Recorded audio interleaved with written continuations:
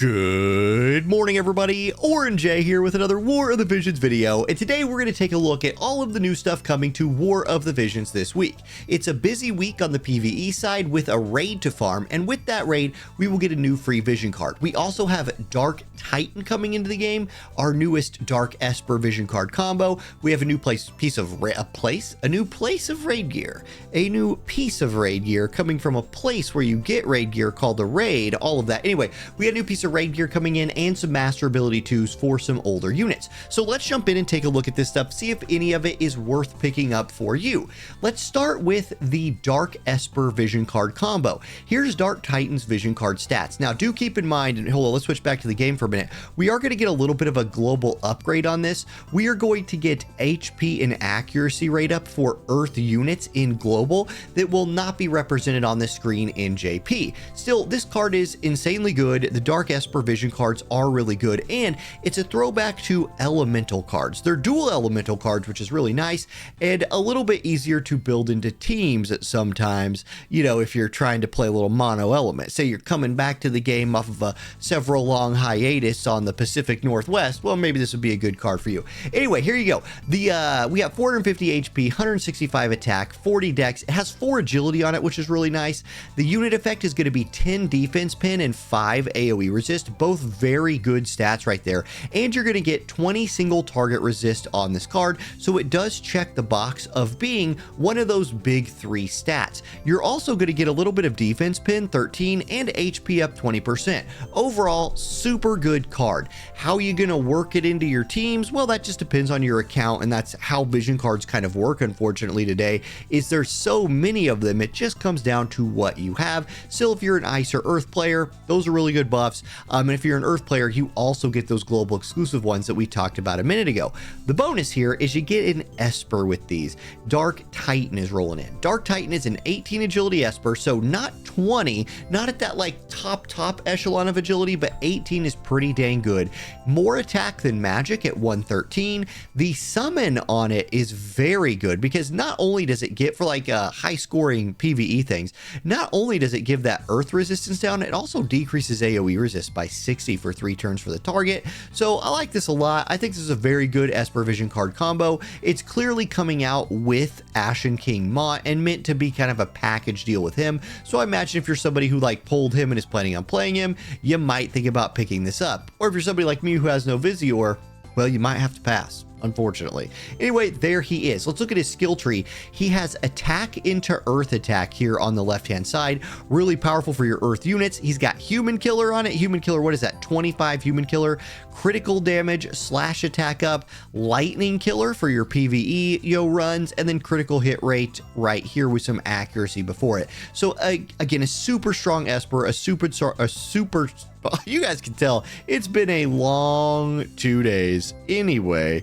maybe they'll cut my English voice acting and make me start speaking a different language after I'm sitting here proving I can't speak English. Anyhow, great vision card, great Esper. Do you have enough to afford it with Advent Children a couple weeks away? That's going to be the real question. Okay, here's your free vision card from the raid. This is going to be a very good vision card for newer players to the game who are still trying to fill out that library, and specifically if they're trying to fill out any of these jobs that use this thing. The job buff on this is attack, critical evasion, and critical damage. It's really going to help your physical teams do some work if you are one of those newer players. Plus, it's free to farm, and free to farm vision cards for, not even just newer players, like relatively new players to this game is very nice. 255 HP, 111 attack, and 60 magic is very MR on the stat line, but very solid buffs, and you're going to get AP consumption down on quest maps. You get slash attack and attack for the unit effect. It's solid. It's really solid for a giveaway. Okay, here's the raid piece of gear. It's better than solid. This thing's really good. So you have a defense version with 20 defense. I think that's the one people will probably go for. I like the 20 defense more than I like splitting it between 10 defense and 10 spirit.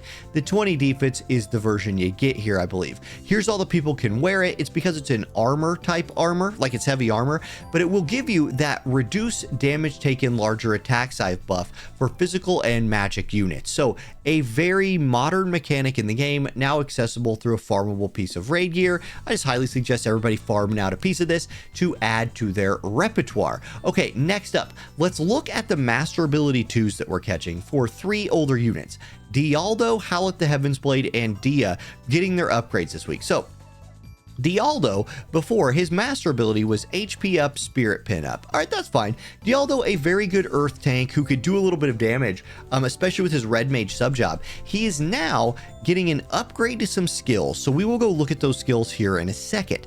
The HP, the group buff stays the same, the HP 20 stays the same, the Spirit Pin stays the same. He's just now getting 20 healing power and 20 more critical evade, making him harder to kill. This honestly isn't a huge upgrade just right there, but let's go look at Propagation of Resignation and Despair real quick and see what kind of upgrades those are getting. So Propagation of Resignation, Propagation of Despair.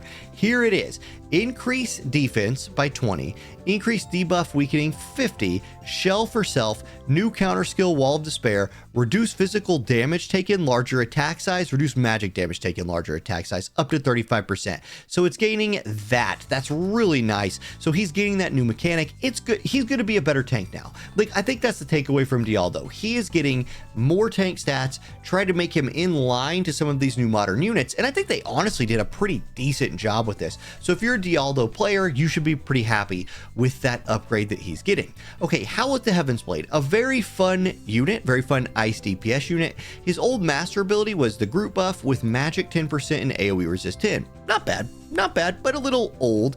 He's keeping the magic 10%. The AoE resist is going to 15. He's also getting 10 slash resistance, 10 magic resistance, and 15 accuracy with this upgrade. So really leaning into his survivability while giving him a little bit more accuracy. Keep in mind, this is a guy who can already like spike his accuracy with his TMR.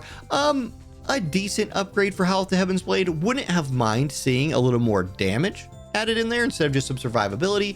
But if you're a Howlet player, you already weren't super unhappy with this guy. I just don't know if he's going to be able to keep up with those new cost 100 units, which again is the worry that a lot of people have right now. Okay, Dia. So Dia, very popular MR unit Dia right here. What's she getting? So previously she had her group buff for water, 10 spirit pin, 30 acquired AP, and 20 fire killer. The spirit pin is going to 30. That's a nice buff. Acquired AP is staying, fire killer is staying, and she's getting reduced magic damage taken 10% for herself. Not bad. It's Dia. You're going to use her in some like cost limited situations, maybe some, PvE situations. It's Dia. It's a nice buff for Dia. What I would have actually liked to seen here, if I'm being real, crank this fire killer up to some like insane number to try to give her a little bit more of like a niche role in PvP, even like give her like fire killer 100 or something crazy. I think I would just like to start seeing that as maybe a way to address some of these older units that feel like they might be falling behind in the current game, is instead of trying to just catch them up in all the modern ways, really lean into like let them doing one thing incredibly well. Maybe that's the direction the game could take.